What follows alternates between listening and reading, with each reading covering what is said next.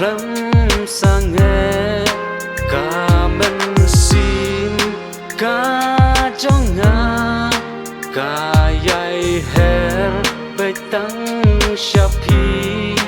oh oh oh oh oh oh cả dây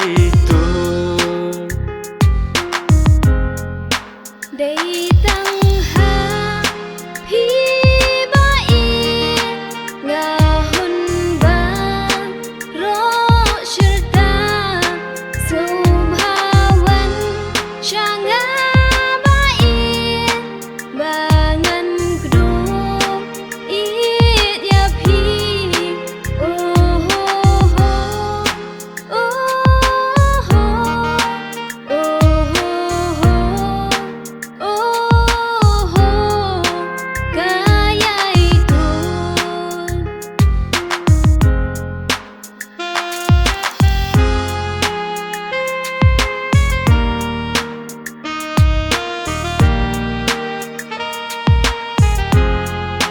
ngaru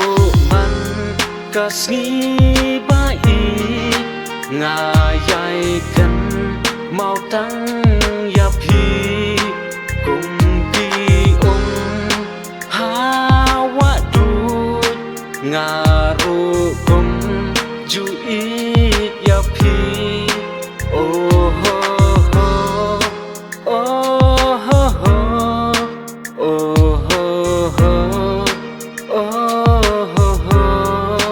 kaya itu ai kikti bai changa ngăn sen ran ya phi sirta